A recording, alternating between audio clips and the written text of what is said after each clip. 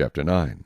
Then Abimelech the son of Jerubbaal went to Shechem to his mother's brothers, and spoke with them and with all the family of the house of his mother's father, saying, Please speak in the hearing of all the men of Shechem. Which is better for you, that all 70 of the sons of Jerubbaal reign over you, or that one reign over you? Remember that I am your own flesh and bone.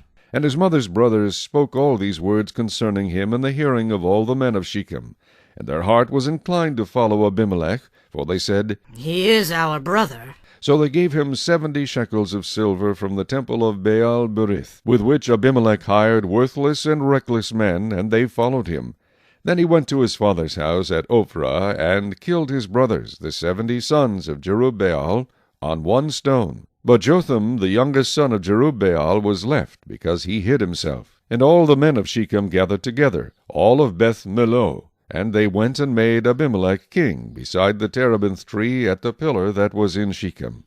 Now when they told Jotham, he went and stood on top of Mount Gerizim, and lifted his voice and cried out. And he said to them, Listen to me, you men of Shechem, that God may listen to you. The trees once went forth to anoint a king over them, and they said to the olive tree, Reign over us. But the olive tree said to them, Should I cease giving my oil, with which they honor God and men, and go to sway over trees? Then the trees said to the fig tree, You come and reign over us. But the fig tree said to them, Should I cease my sweetness and my good fruit, and go to sway over trees? Then the trees said to the vine, You come and reign over us. But the vine said to them, Should I cease my new wine, which cheers both God and men, and go to sway over trees? Then all the trees said to the bramble, You come and reign over us. And the bramble said to the trees, If in truth you anoint me as king over you, then come and take shelter in my shade. But if not, let fire come out of the bramble, and devour the cedars of Lebanon. Now, therefore, if you have acted in truth and sincerity in making Abimelech king, and if you have dealt well with Jerubbaal and his house, and have done to him as he deserves, for my father fought for you, risked his life, and delivered you out of the hand of Midian. But you have risen up against my father's house this day, and killed his 70 sons on one stone, and made Abimelech the son of his female servant king over the men of Shechem, because he is your brother. If then you have acted in truth and sincerity with Jerubbaal and with his house this day, then rejoice in Abimelech, and let him also rejoice in you. But if not, let fire come from Abimelech, and devour the men of Shechem and Beth-millo, and let fire come from the men of Shechem and from Beth-millo, and devour Abimelech. And Jotham ran away and fled, and he went to Beer, and dwelt there for fear of Abimelech his brother. After Abimelech had reigned over Israel 3 years, God sent a spirit of ill will between Abimelech and the men of Shechem, and the men of Shechem dealt treacherously with Abimelech, that the crime done to the 70 sons of Jerubbaal might be settled, and their blood be laid on Abimelech their brother, who killed them, and on the men of Shechem, who aided him in the killing of his brothers. And the men of Shechem set men in ambush against him on the tops of the mountains, and they robbed all who passed by them along that way. And it was told Abimelech. Now Gaal the son of Ebed came with his brothers, and went over to Shechem, and the men of Shechem put their confidence in him. So they went out into the fields, and gathered grapes from their vineyards, and trod them, and made merry. And they went into the house of their God, and ate and drank, and cursed Abimelech. Then Gaal the son of Ebed said, Who is Abimelech, and who is Shechem, that we should serve him? Is he not the son of Jerubbaal? And is not Zebul his officer? Serve the men of Hamor, the father of Shechem. But why should we serve him? If only this people were under my authority, then I would remove Abimelech. So he said to Abimelech, Increase your army, and come out. When Zebul, the ruler of the city, heard the words of Gaal the son of Ebed, his anger was aroused.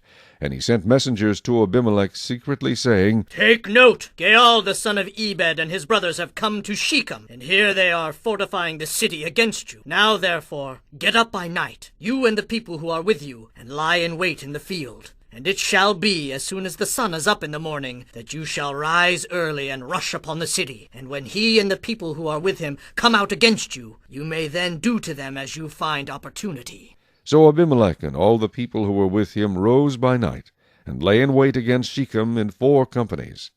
When Gaal the son of Ebed went out and stood in the entrance to the city gate, Abimelech and the people who were with him rose from lying in wait.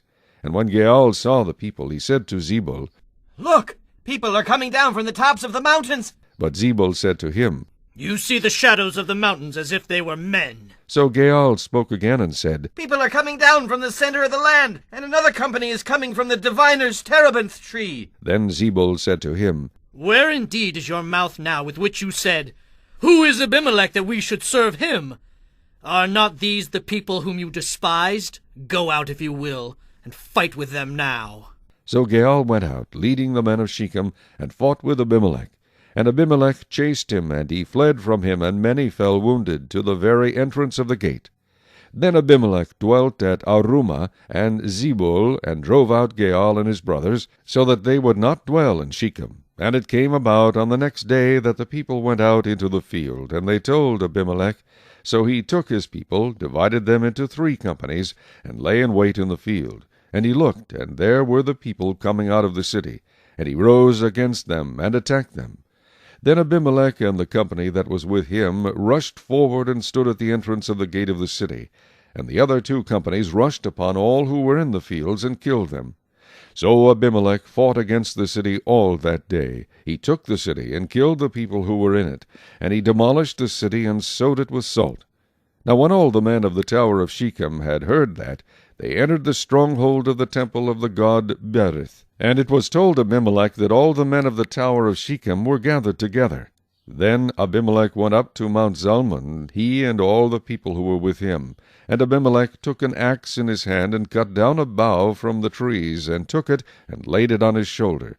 Then he said to the people who were with him, What you have seen me do, make haste, and do as I have done. So each of the people likewise cut down his own bough, and followed Abimelech, put them against the stronghold, and set the stronghold on fire above them, so that all the people of the tower of Shechem died, about 1,000 men and women. Then Abimelech went to Thebez, and he encamped against Thebez, and took it.